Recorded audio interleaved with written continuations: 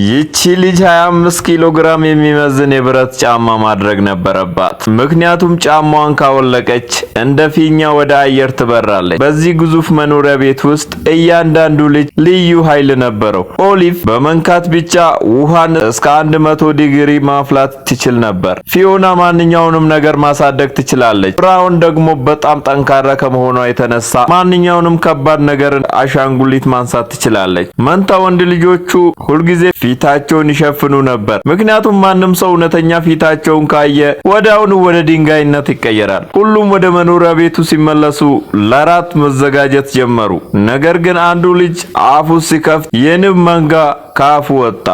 ሌሎችን ላለማስፈራራት በፍጥነት ጭምብሉን አውጥቶ ንቦቹን ሁሉ ወደ ሰውነቱ መለሳቸው። እንዲሁም አንዲት ፍጹም ተራ የምትመስል ትንሽ ልጅ ነበረች። ነገር ግን የዶሮ ስጋ ለመብላት ስትሞክር ከጭንቅላቷ ጀርባ ሁለተኛ አፍ ወጣ። መኖሪያ ቤቱ በሚስ ፔርግሪን ባለቤትነት የተያዘ ነበር። ከእራት በኋላ ሁሉንም ልጆች ወደ ውጪ ይዛቸው ወጣችና የጋዝ ጭምብል እንዲያደርጉ ነገረቻቸው። የኪስ ሰዓቷን ተመለከተች እና በድንገት በርካታ ተዋጊ አውሮፕላኖች በመኖሪያ ቤቱ ላይ በረሩ። እነዚህም አንዱ በቀጥታ ወደ እነሱ የሚወድቅ ቦምብ ጣለ። ሚስ ፔርግሪን በፍጥነት በሰዓቷ ላይ ያለውን ቁልፍ ተጫነችና ጊዜው ሙሉ በሙሉ ቆመ። ከዛም ሰዓቱን ወደ ኋላ መለሰችው። የተአምር ቤት ሳይዘጋ ያድራል አያስብልም?